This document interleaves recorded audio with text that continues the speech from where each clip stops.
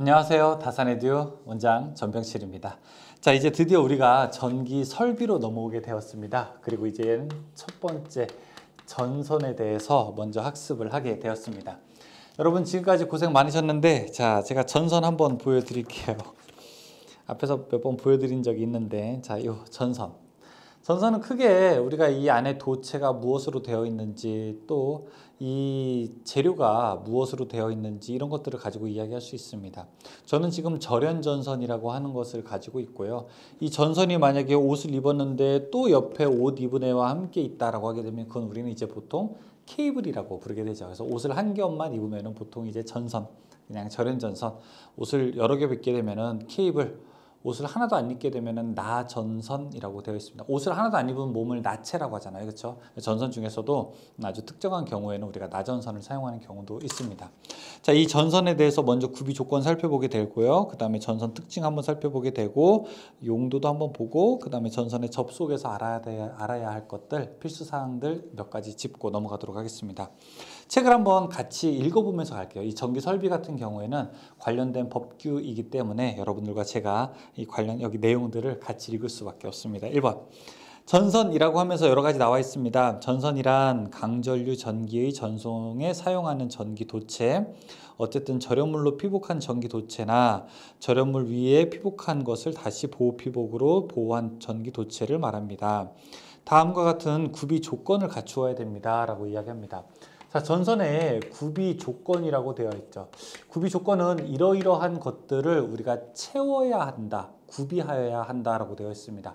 우리가 예를 들어 배우자의 구비 조건, 결혼을 해야 되는데 배우자는 어떤 사람이어야 됩니까? 마음이 착해야죠. 외모는 우리가 상관없잖아요, 그렇죠? 돈도 상관없잖아요, 그렇죠? 잘생긴 것도 필요 없잖아요. 똑똑한 것도 필요 없잖아요. 그냥 사랑하면 되는 거죠. 하지만 이 전선에는 구비 조건이 있습니다. 첫 번째, 도전율이라고 하는 게 있어요. 당연히 도전율, 이 전기를 어떻게 하면 됩니까? 잘 흘려야 되겠죠, 그렇죠? 두 번째, 이 기계적 강도라고 하는 게 있습니다.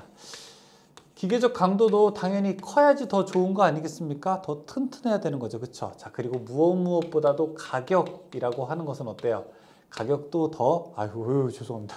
가격이 크면 안 되죠. 가격은 낮을수록 좋은 거죠. 그렇죠? 그 다음에 네 번째, 비중이라고 하는 거. 무게는 어떻습니까? 무게도 작을수록 좋은 거죠. 그 다음에 내구성이라고 하는 것도 있을 수 있고요. 화학적 변화도 있을 수 있고요. 그 다음에 가요성, 이제 공사하기가 어때야 됩니까? 조금 더 편해야 되겠죠. 그렇죠? 가요성이나 혹은 공사가 용이하여야 한다. 좀 공사하기 좀 편해야 된다. 그렇죠? 이런 것들이 쭉 전선의 구비 조건이라고 할 수 있습니다. 그래서 이 상황을 좀 보고서, 그래서 보통 우리가 이제 옥내에서 사용할 때는 이제 구리전선을 사용하게 되는 거고, 이제 옥 외에서 사용할 때는 경우에 따라서 이제 구리선 중에서도 좀 딱딱한 경동선이나 알루미늄 선이라든지 이런 것들을 이제 이용하게 되는 거죠. 자, 그런 얘기가 있고, 자, 두 번째, 단선과 연선이라고 하는 게 있습니다. 자, 단선이라고 하는 것은 뭔가요? 단선이라고 해서 이렇게 전선이 한 가닥으로 이루어져 있는 것을 단선이라고 하게 됩니다. 자, 제가 지금 들고 있는 거 이 안에 구리 덩어리 하나 있거든요. 이걸 우리가 단선이라고 하게 됩니다. 연선이라고 하는 거는 그럼 뭡니까? 연선이라고 하는 것은 안에가 이렇게 촘촘한 게 작은 것들이 여러 가닥 들어가 있는 것을 우리가 연선이라고 부르게 됩니다. 보통 연선이라고 하는 것은 잘 휘어지는 특징이 있기 때문에 보통 이제 우리가 굵은 선으로 가게 되면 일정 크기가 넘어서는 대부분 연선을 사용하게 되죠. 여러분 집에서 있는 이런 플러그 같은 거, 이런 것들 다 뭡니까? 이런 것들 다 연선이죠. 그렇죠? 만약에 단선이라고 해보세요. 그럼 딱딱해가지고 아마 부드럽게 움직이지 않을 겁니다. 가요성이 좀 떨어지겠죠. 그런데 이제 연선의 구성은 그냥 지 마음대로 막 꼬여 있는 게 아니라 어떤 특징을 가지고 있습니다. 중심 소선, 이 가운데 구리선을 하나 넣게 되고요. 그 다음에 그 주변으로 6의 배수만큼씩 증가하게 됩니다. 이 첫 번째 층을 이루게 될 때는요, 6개, 하나, 둘, 셋, 넷, 다섯, 6개가 되고요. 다음에 또 두 번째 층을 이룰 때에는 이제는 12개. 그래서 하나, 둘, 셋, 넷, 다섯, 여섯, 일곱, 여덟, 아홉, 열, 열하나, 열둘. 다음 층을 이루게 될 때, 3층을 이루게 될 때는 18, 18개. 그래서 1 플러스 6 플러스 12 플러스 18 플러스 이렇게 쭉쭉쭉 넘어가게 됩니다. 그래서 1층일 때는 7가닥이 되고요.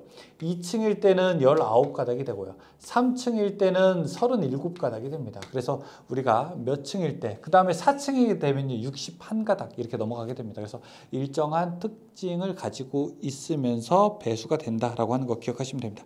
그거를 괜히 어렵게 하게 되면은 n은 3n하고 n 플러스 1 이런 공식을 사용하게 됩니다. 여기서 이제 플러스 1 플러스 1이죠.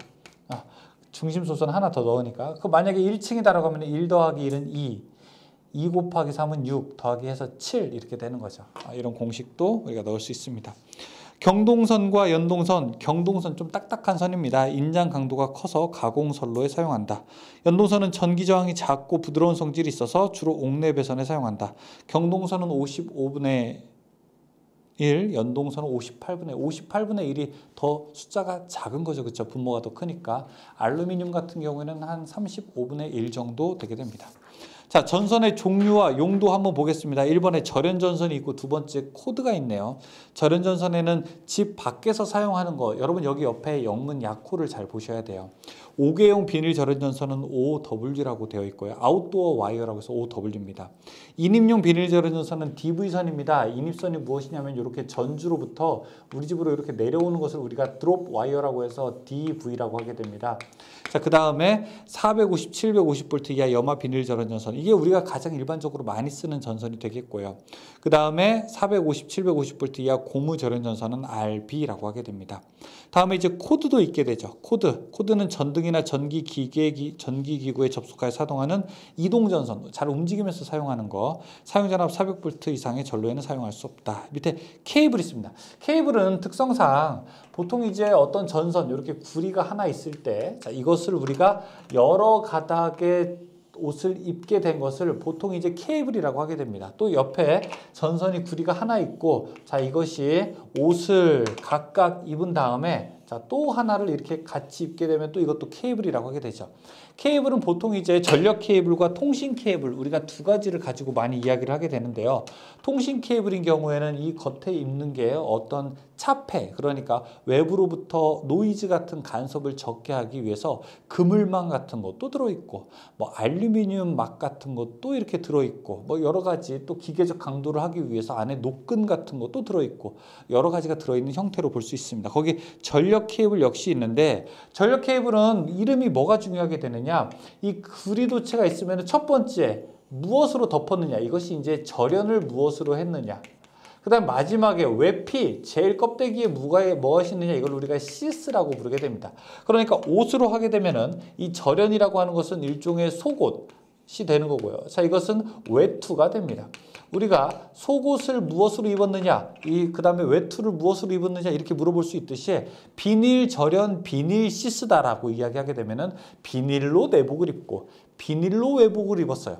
가교 폴리에틸렌 절연 비닐시스다라고 하게 되면은 절연, 이 내복은 가교 폴리에틸렌으로 입고 이 외피는 비닐로 입었다, 이렇게 이름을 지을 수 있습니다. 거기 VV는 비닐 절연 비닐 외장이고요. 그 다음에 RN은 고무 절연 클로로플렌 외장 케이블이고요. 고무 절연으로 하고 클로로플렌으로 외장하고, 그 다음에 CV는 가교 폴리에틸렌으로 절연하고 비닐로 외장하게 되고, MI는 동관 안에다가 전선을 넣은 겁니다. 이걸 우리가 미네랄 인슐레이션 케이블이라고 이제 부르게 됩니다. 그 밑에 캡 타이어 케이블이라고 하는 거 있죠. 보통 이제 우리가 뭐 공장, 광산, 농장 등 보통 이제 산업용으로 많이 이용하는 케이블, 검은색으로 되어 있는 그런 거를 우리가 캡 타이어 케이블이라고 부르게 됩니다. 자, 허용 전류 있습니다. 전선을 그럼 고를 때 뭘 보고 골라야 되느냐? 선정할 때, 저 앞에는 구비 조건이에요. 저런 게 저렇게 됐으면 좋겠다라고 하면서 이상형을 우리가 이야기할 수 있겠죠. 하지만 실제로 허용 전류라고 하는 것은 어떤 거? 그러니까 전선이 흘릴 수 있는, 안전하게 흘릴 수 있는 최대 전류를 허용 전류라고 하게 되고, 이것이 사실은 전선의 선정 조건에 가장 큰 역할을 하게 됩니다. 자, 다음 5번째, 전선의 접속과 병렬 사용. 전선이 만약에 짧게 된다면 어떤 이유 때문에 전선을 접속할 수 있겠죠. 혹은 전선이 짧아서 이을 수도 있고, 이렇게 전선이 하나가 가고 있는데 이 밖으로 하나가 더 연결될 수도 있겠죠. 자, 그런 거는 이제 우리가 분기라고 부르게 되는데 전선을 그러면 접속할 때 어떤 것들을 지켜야 되는지 한번 보도록 하죠. 전선을 접속할 때 지켜야 할 것, 첫 번째, 기계적 강도입니다. 기계적 강도. 기계적 강도의 그 세기는 원래 것보다 더 좋아질 수는 없겠죠. 하지만 20% 이상 감소해서는 안 됩니다. 20% 이상 감소해요. 이 얘기는 무슨 얘기냐? 80% 이상 유지를 하여야 합니다. 20% 이상 감소해서는 안 된다. 자, 다음에 두 번째는 전기 저항입니다. 전기 저항은 증가시켜서는 안 됩니다. 그래서 여러 번 꼬거나 아니면 꼬은 걸로 좀 만족하지 않을 때는 특정한 접속 장치를 사용하거나 아니면 납땜을 하거나 어떤 특정 장치로 우리가 저항을 줄이려고 하는 노력을 해야 되겠죠. 그 다음에 전선의 절연을 약화하지 않도록 테이프나 와이어 커넥터로 보호하게 되어야 된다. 자, 절연입니다. 반드시 내가 전선을 자른 다음에 접속하게 되면은 그 부분은 피복이 벗겨져 있기 때문에 원래 것보다 절연이 좋지는 못하겠죠. 따라서 피복을 우리가 절연 테이프라든지 다른 절연 장치들을 이용해서 동등 이상으로 만들어줘야 됩니다. 원래 것과 같거나 그거보다 더 크게 만들어줘야 됩니다. 자, 그 다음에 옥내배선 공사에서 전선의 접속은 박스 안에서 하고, 자, 여기다 밑줄 하나 씻죠. 접속은 관 안에서의 접속은 절대로 이루어져서는 안 됩니다. 여기 이렇게 배관이 있게 되면요, 이 배관에서 전선의 접속, 즉 이렇게 접속이 이루어지면은 절대 안 됩니다. 왜냐하면 나중에 문제가 생기게 되면 문제점을 찾을 수가 없게 됩니다. 반드시 박스, 자, 이 안에 무슨 정크션 박스 같은 데에서 접속이 이제 이루어져야 나중에 우리가 여기를 관찰할 수 있게 되는 구조가 되는 것입니다. 그 다음에 접속점에 장력이 가해지지 않도록 한다. 당연히 그 부분에는 힘이 가해지지 않도록 해야 되겠죠. 다음에 트위스트 접속과 브리타니아 접속이 있습니다. 자, 전선을 이제 접속하는 방법인데요.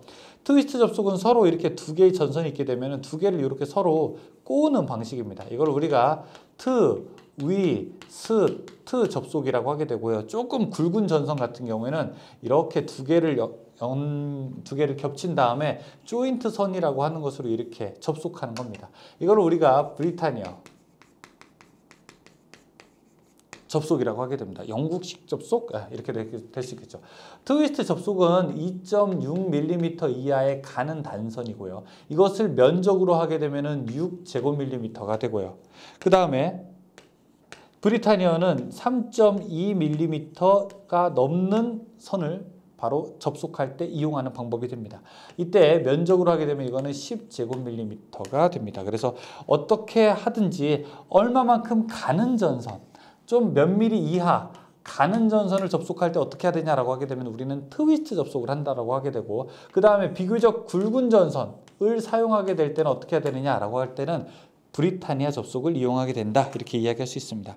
자, 다음에 전선의 병렬 사용이죠. 전선의 병렬은 한 가닥으로 가야 되는데 이게 조금 한 가닥으로 가는데 전류가 좀 모자란데 가지고 있는 게 하나밖에 없어요. 그때는 어떻게 되느냐? 가지고 있는 거 하나를 똑같이 옆에 병렬로도 이용할 수 있습니다. 그러니까 자, 여기가 이제 공급원이 되고 이쪽이 부하이게 되면은 여기 전선을 하나로 갈 수 있는데 똑같은 선을 두 개를 이렇게 깔아서 병렬로 갈 수 있다고요. 그런데 이때는 지켜야 할 규정들이 꽤 많습니다. 만약에 한쪽의 저항이 어떻게 해서라든지 증가하게 되면은 반대편으로 전류가 너무 많이 흘러가지고 이 선도 나중에 문제가 생길 수 있거든요. 그래서 구리동선 같은 경우에는 아무 전선이나 되는 것이 아니라 반드시 50제곱밀리미터가 넘어야 되고요. 알루미늄 선인 경우에는 70제곱밀리미터가 넘어야 되고, 반드시 퓨즈 같은 거는 설치하지 않아야 되고, 이 구리 동선 두 개는 여러 가지가 동일해야 돼요. 길이도 동일해야 되고, 그 다음에 전기 저항도 동일해야 되고, 면적도 동일해야 되고, 어쨌든 같은 재료, 같은 도체, 같은 길이여야 되고요.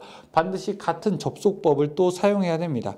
그리고 퓨즈를 절대 설치하면 안 되고요. 이런 특징들을 가지고 있습니다.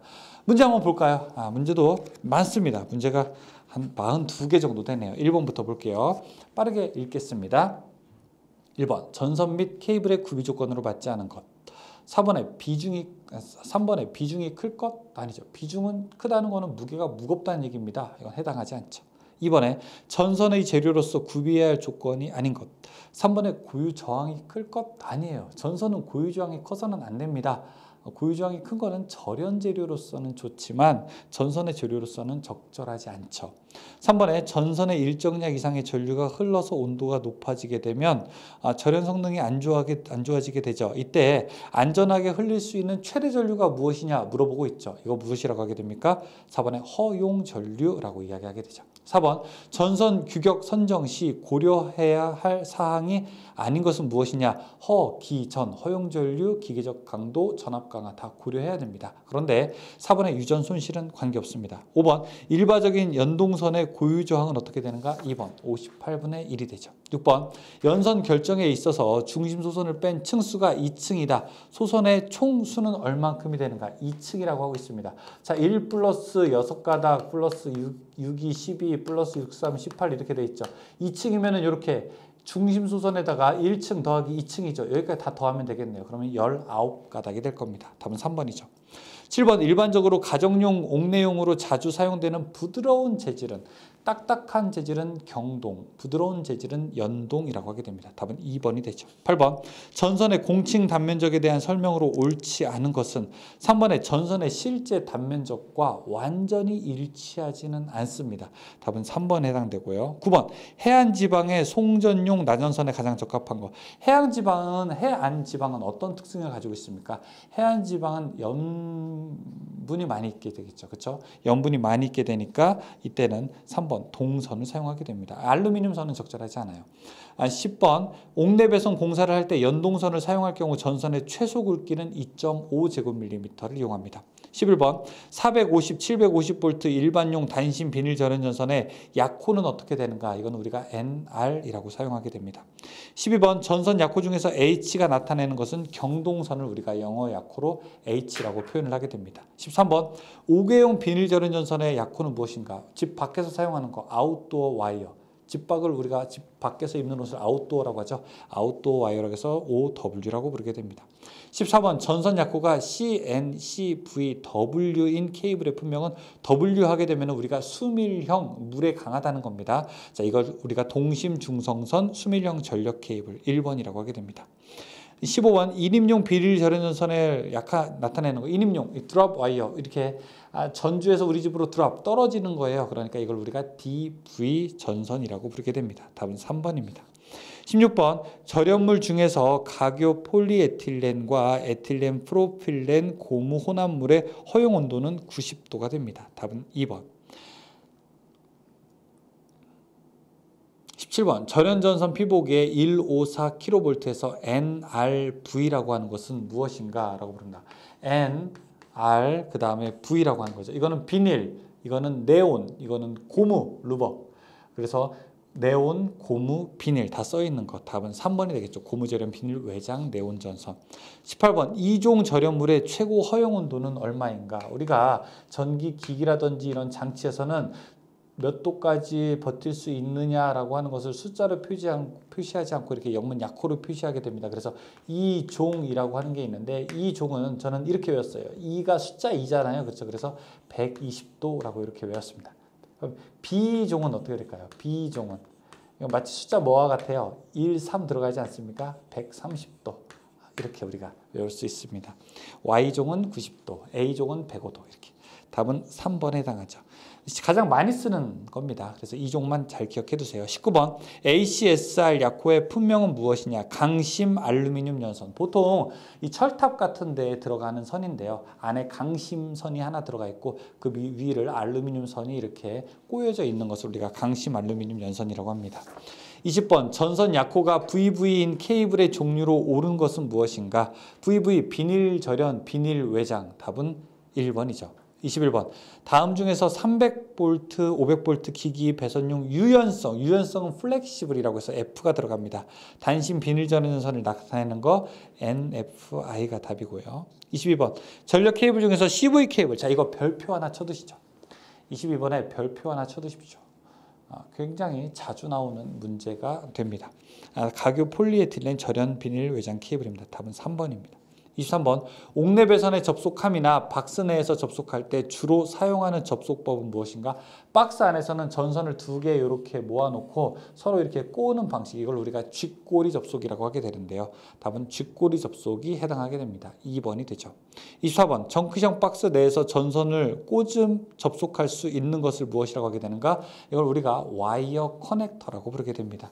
이렇게 쥐꼬리 접속한 다음에 여기다가 이렇게 캡을 씌우는 것을 우리가 와이어 커넥터라고 부르게 됩니다. 다음에 25번 전선 두 가닥 쥐꼬리 접속 시 두 개의 선은 약 몇 도 각도로 벌려야 되겠는가? 전선을 이렇게 90도 각도로 벌린 다음에 이 다음에 두 개를 이렇게 꼬는 방식이 바로 쥐꼬리 접속 방식에 해당하게 되죠.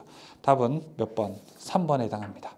26번 굵기가 같은 두 단선의 쥐꼬리 접속에서 몇 회 정도 꼬아야 되는가? 여기는 약 2회에서 3회 정도 꼬은 다음에 자르면 됩니다. 27번 전선의 접속 방법 중에서 트위스트 접속의 용도, 트위스트 몇 미리 이하에 가는 단선이라는 말이 들어가야 되겠죠. 6제곱밀리미터 이하에 가는 단선, 몇 미리 이하 들어간 말, 답은 1번밖에 없어요. 답은 1번이 되죠. 28번 다음 중에서 단선의 브리타니아 직선 접속에 사용되는 거, 선 두 개 포갠 다음에 하나로 감아주는 거, 이거 무슨 선이라고 했죠? 조인트 선이라고 했었죠. 답은 1번이 됩니다. 29번 10제곱밀리미터 이상의 굵은 단선의 분기 접속은 어떤 접속을 해야 되는가? 굵은 단선은 역시 브리타니아 접속을 사용하죠. 30번 동전선의 직선 접속에서 단선 및 연선에 적용되는 접속 방법은 직선 맞대기용 슬리브에 의한 압착 접속. 1번 다른 거는 다 분기 접속이에요. 분기 접속이라고 하는 것은 이렇게 가다가 나눈다는 거예요. 이렇게 분기선 가다가 나눠지는 거예요. 이건 해당되지 않죠. 이건 직선 접속, 두 개를 그냥 직접 맞대는 접속이거든요. 31번 단선의 브리타니아 직선 접속 시 전선의 피복을 벗기는 길이는 전선 지름의 약 얼마이어야 되는가? 약 20배 정도를 벗기게 됩니다. 32번 전선을 접속할 경우에 설명으로 틀린 것은 무엇이냐? 이번에 전선의 세기를 80% 이상 감소시키지 않아야 된다? 아니죠. 80% 이상 유지해야 되는 거죠. 20% 이상 감소시키지 말아야 됩니다. 2번이 잘못된 얘기죠. 33번 다음 그림 중에서 전선의 분기 접속은 어떤 건가? 분기 접속 뭐라고 했어요? 이렇게 잘 가다가 하나로 이렇게 나뉘어져서 나오는 거, 이걸 분기 접속이라고 했죠. 1번이 바로 분기 접속에 해당되겠죠. 다음에 34번 다음 그림의 접속은 무엇인가 물어보고 있습니다. 다음 그림은 끝난 다음에 매짐을 한 거네요. 왼쪽 그림은 커넥터를 낀 거고 오른쪽은 그 다음에 그냥 마무리를 하게 된 거죠. 자, 왼쪽은 우리가 터미널로 딱 이렇게 찝어서 압착 단자로 찝었기 때문에 이걸 우리가 터미널 종단 접속이라고 하고, 우측은 그냥 쥐꼬리 접속, 여기다가는 와이어 커넥터를 하거나 나중에 절연 테이프를 감아야 되겠죠. 이런 거 다 끝날 때 접속하는 거기 때문에 우리가 종단 접속이라고 하게 됩니다. 답은 3번이 되죠. 35번 그림과 같은 전선의 접속법을 무엇이라고 하게 됩니까? 위에 있는 그림은요 직선 접속이고요, 아래에 있는 경우에는요 분기 접속이에요. 위에 있는 경우에는 조금 더 정확하게 이걸 우리가 트위스트 접속이라고 하게 됩니다. 직선, 그 다음에 분기, 답은 1번이 되겠네요. 36번 S형 슬리브에 의한 직선 접속 시 몇 번 이상 꼬아야 되는가? 그 밑에 해설 보게 되면 S형 슬리브의 그림이 나와 있게 되죠. 이런 거 양쪽으로 전선 꽂은 다음에 회전시키게 되는 건데, 이런 접속법일 때는 반드시 2번 이상 꼬아야 합니다. 37번 S형 슬리브를 사용하여 전선을 접속하는 경우에 유의사항이 아닌 것은 무엇인가? 1번 전선은 연선만 사용이 가능하다? 아닙니다. 전선은 단선도 사용이 가능합니다. 38번 전선을 종단 겹침용 슬리브에 의해 종단 접속할 경우 소정의 압축 공구를 사용하여 보통 몇 개소를 하게 되는가? 아까 앞에 그림에 나왔던 거 몇 번 찝었어요? 한 번, 두 번 찝었죠. 답은 2번이 됩니다. 39번 동전선의 종단 접속 방법이 아닌 것은 무엇인가? 3번에 C형 전선 접속기 등에 의한 접속, 이거는 분기 접속에 해당됩니다. C형이라고 하는 것은 이렇게 하나 갔을 때 이쪽을 이렇게 되어 있는 것으로 전선 두 개를 놓고서 찝는 거거든요. 이거는 분기될 때 찝는 방법입니다. 40번 전선의 접속법에서 두 개 이상의 전선을 병렬로 사용하는 경우 틀린 것은 무엇인가? 3번에 보면은 병렬로 사용하는 전선은 각각의 퓨즈를 설치할 것 되어 있는데, 아니죠. 퓨즈 설치하면 큰일 납니다. 답은 3번입니다. 41번 옥내에서 두 개 이상의 전선을 병렬로 사용하는 경우 동선은 각 전선의 굵기가 몇 제곱밀리미터 이상이어야 하는가? 50제곱밀리미터 이상이어야 한다. 답은 1번입니다. 42번 전선과 기구 단자 접속 시 나사를 덜 재었을 경우 발생할 수 있는 위험과 거리가 먼 것. 누전이 발생할 수 있고 화재 위험이 있고 과열이 발생할 수 있으나 4번에 저항이 감소한다? 아니죠. 이 덜 죄게 되면요 저항이 오히려 증가하게 되죠. 그렇죠? 답은 4번이 되겠습니다. 네, 여기까지 해서 전선의 접속법이나 간단한 것들 몇 가지 전선에 대해서 알아봤습니다. 수고하셨습니다.